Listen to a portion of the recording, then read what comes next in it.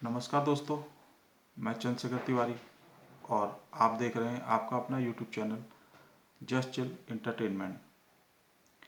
अगर आपको हमारा ये प्रयास पसंद आता है तो हमारा आपसे अनुरोध है कि इस चैनल को लाइक, सब्सक्राइब एवं शेयर अवश्य करें। आज हम बात करेंगे एक देश के महत्वपूर्ण घटनाक्रम के विषय में। जी हाँ, हम बात कर रहे हैं मणिपुर में चल रहे हिंसात्मक आंदोलन, या कह लीजिए कि मैती समुदाय और कुकी समुदाय के बीच चल रही हिंसात्मक झड़प और उसके कारण सुलग रहे पूरे मणिपुर राज्य की चिंताजनक स्थिति पर। इसके लिए पहले हमें कुछ महत्वपूर्ण तथ्यों को समझना होगा।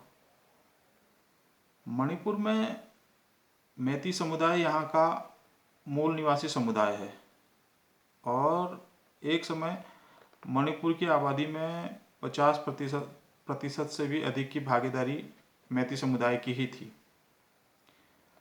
और वर्तमान समय में इनकी आबादी का प्रतिशत काफ़ी तेज गति से गिरा है।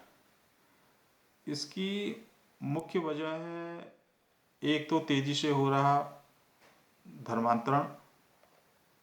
आज़ादी के समय जहां मणिपुर में क्रिश्चियन आबादी लगभग 5% के आसपास ही थी, जो आज वर्तमान में बढ़कर 40 से 42% तक पहुंच चुकी है।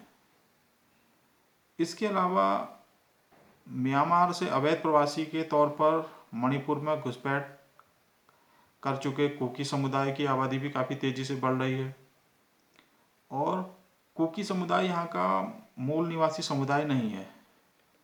यह समुदाय यहाँ अवैध प्रवासियों के तौर पर अपने पैर पसार रहा है। 1930 के दशक में जब अंग्रेजों द्वारा मैती समुदाय को जनजातीय वर्ग में शामिल करने या जनजातीय वर्ग का स्टेटस देने के लिए ऑफर किया गया था, तो मैती समुदाय ने अपने आत्मगौरव और स्वाभिमान के रूप में जनजातीय वर्ग में शामिल होने से इनकार कर दिया था। फिर धीरे धीरे अवैध घुसपैठ तथा कुकी समुदाय की बढ़ती जनसंख्या के कारण और तेज गति से हो रहे धर्मांतरण के कारण ईसाई समुदाय की जनसंख्या काफ़ी बढ़ गई और इन दोनों समुदायों ने मैती समुदाय बाहुल्य क्षेत्र इम्फाल में भी घुसपैठ आरंभ कर दी और उस जगह पर जो संसाधन हैं उन पर अपना हक जमाना शुरू कर दिया, जिन पर अभी तक सिर्फ मैती समुदाय ही उन संसाधनों का उपयोग कर रहा था, या जिन संसाधनों पर अभी तक सिर्फ मैती समुदाय का ही हक था। यहीं से टकराव की स्थिति उत्पन्न हुई। तो इस प्रकार के घटनाक्रम को देखते हुए मैती समुदाय ने यह महसूस किया कि मैती समुदाय का जनजातीय वर्ग में शामिल ना होने के निर्णय के कारण ही मैती समुदाय को ये वर्तमान में इस प्रकार की परेशानियों का सामना करना पड़ रहा है।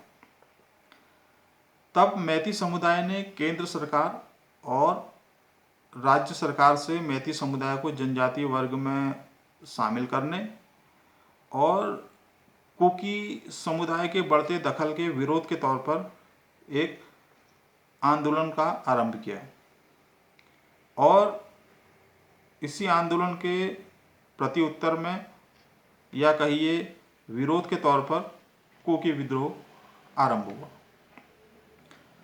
और फिर जब बाद में हाईकोर्ट द्वारा मैती समुदाय को जनजातीय वर्ग में शामिल करने का निर्णय दिया गया, तब तक दोनों समुदायों में विद्वेष की आग इतनी भड़क चुकी थी कि अब इस हिंसात्मक आंदोलन को रोकने के लिए राज्य सरकार और केंद्र सरकार स्वयं को अक्षम महसूस कर रही थी।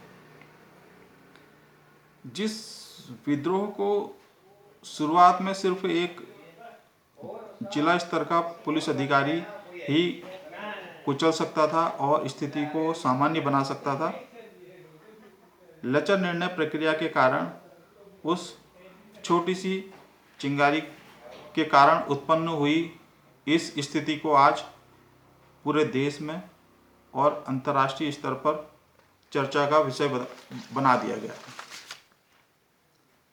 वास्तव में कुछ कमी हमारे राजनीतिक नेतृत्व की भी रही है।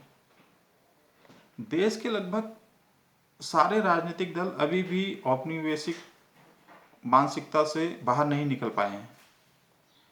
ये राजनीतिक दल अभी भी किसी भी कठोर निर्णय या सख्त कदम को उठाने से पहले इस बात को ध्यान में रखते हैं कि उनके इस निर्णय का विश्व पटल पर क्या असर पड़ेगा और उनके इस कदम से उनके वैश्विक नेता के रूप में मान्यता मिलने में कोई नकारात्मक असर तो नहीं पड़ेगा।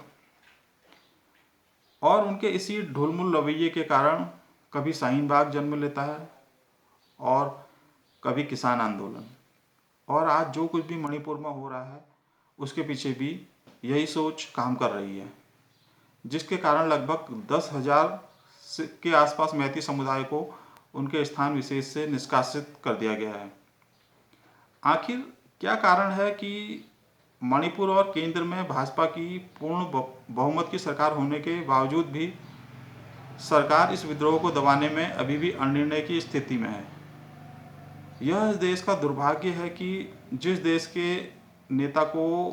के जिस नेता को कठोर निर्णय लेने की उसकी क्षमता को देखते हुए ही जनता ने अपने सिर माथे पर बैठाकर उसे देश का शीर्ष सिंहासन सौंपा था, और वह यह सोचकर निश्चिंत हो गया था कि अब देश में कोई भी अराजकता की स्थिति लंबे समय तक नहीं बन पाएगी। अब वह जनता आज असहाय होकर मणिपुर की इस दुर्दशा को देखने के लिए विवश है। आज के अंक में बस इतना ही। धन्यवाद।